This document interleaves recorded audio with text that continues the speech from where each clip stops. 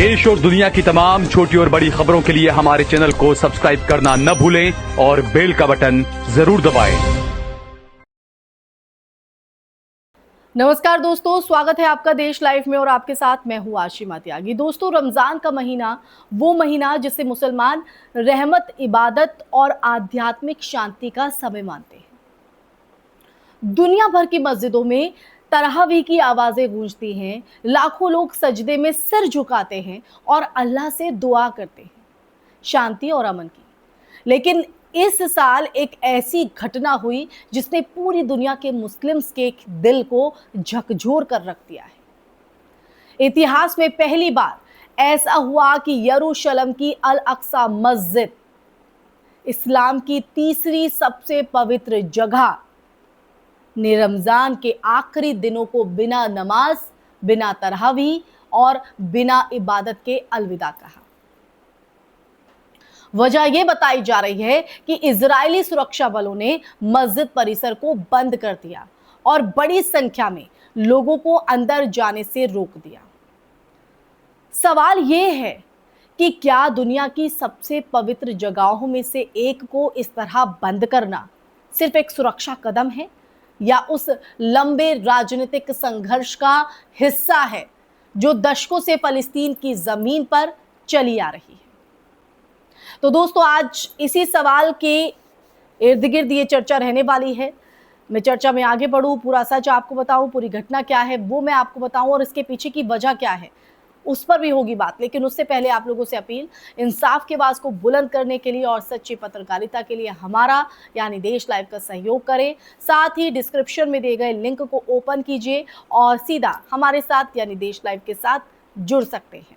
तो दोस्तों, चर्चा को आगे बढ़ाते हैं और जो महत्वपूर्ण सवाल आज हर किसी के जहन में कौंध रहा है या खड़ा हुआ है, उस सवाल का जवाब ढूंढने की कोशिश करते हैं। तो मैंने अल अक्सा मस्जिद का जिक्र किया, तो अल अक्सा मस्जिद सिर्फ एक धार्मिक स्थल नहीं है, बल्कि ये फलस्तीनी पहचान और इतिहास का प्रतीक भी है। इस्लामी परंपरा के मुताबिक यही वो जगह है जहां से पैगंबर मोहम्मद के मिराज का उल्लेख किया जाता है और इसी वजह से रमजान के दौरान यहां लाखों लोग नमाज पढ़ने आते हैं।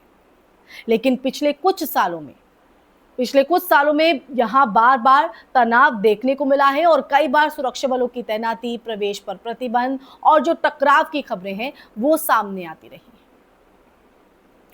तो मानवाधिकार संगठनों ने भी समय समय पर चिंता जाहिर की है कि धार्मिक स्थलों तक पहुंच को लेकर प्रतिबंध हालातों को और ज्यादा संवेदनशील बना देते हैं। अब ये जो मुद्दा है वो सिर्फ धार्मिक भावनाओं तक सीमित नहीं है, बल्कि ये अंतर्राष्ट्रीय राजनीति और मानव अधिकार के सवाल से भी जुड़ा हुआ है। दोस्तों, दुनिया के कई देशों और संगठनों ने सालों से ये कहा है कि यरूशलेम का जो मसला है वो बेहद संवेदनशील है। वहां की पवित्र जगहों की जो स्थिति है उस स्थिति को बनाए रखना जरूरी है।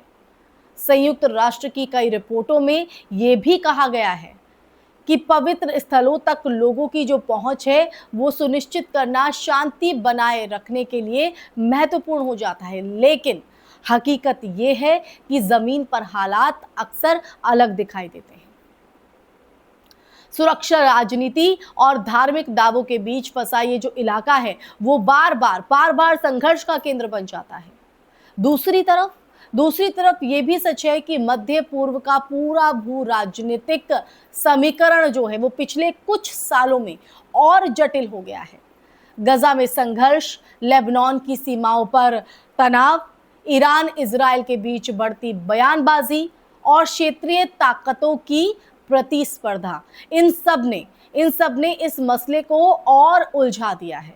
हर देश अपने रणनीतिक हितों के हिसाब से बयान देता है, अपनी प्रतिक्रियाएं देता है, लेकिन स्थायी समाधान की दिशा में ठोस प्रगति बहुत कम दिखाई देती है। और यही वजह है कि जब अल अक्सा जैसी घटनाएं सामने आती हैं तो दुनिया भर में बहस तेज हो जाती है कि आखिर इस लंबे संघर्ष का अंत कैसे होगा।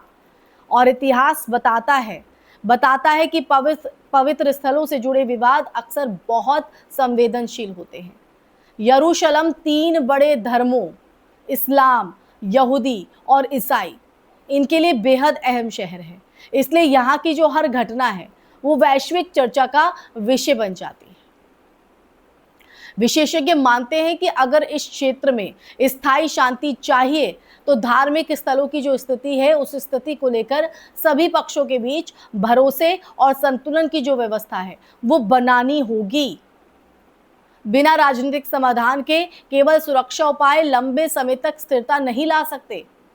और सबसे बड़ा सवाल यही है कि क्या दुनिया इस संघर्ष को केवल खबरों और बयानबाजी तक सीमित रखेगी या वास्तव में ऐसा रास्ता तलाशेगी जिसमें इंसानी जान, धार्मिक आस्था और अंतर्राष्ट्रीय कानून तीनों का सम्मान हो।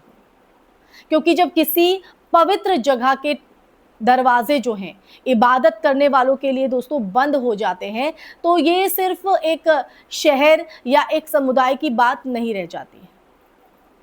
ये उस वैश्विक व्यवस्था पर भी सवाल खड़ा करती है जो खुद को न्याय और मानवाधिकार का संरक्षक बताती है।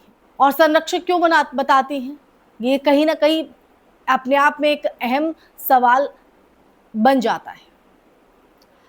और जब संरक्षक की बात आती है तो शायद यही इस पूरी कहानी का सबसे गंभीर पहलू है। क्योंकि इतिहास हमें ये सिखाता है दोस्तों कि जब धार्मिक भावनाएं, राजनीतिक हित और सैन्य शक्ति एक ही जगह टकराते हैं, टकराव होता है इनमें, तो उसका जो असर है वो सीमाओं से बहुत दूर तक जाता है।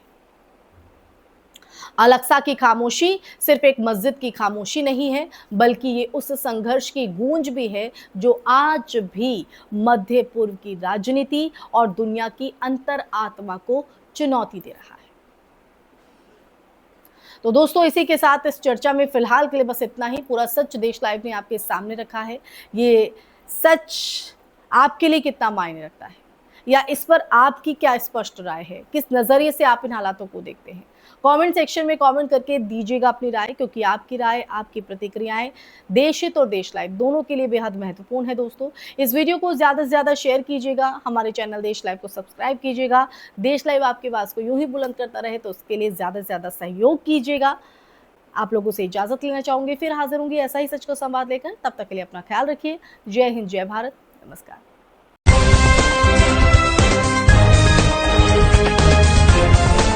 देश और दुनिया की तमाम छोटी और बड़ी खबरों के लिए हमारे चैनल को सब्सक्राइब करना न भूलें और बेल का बटन जरूर दबाएं।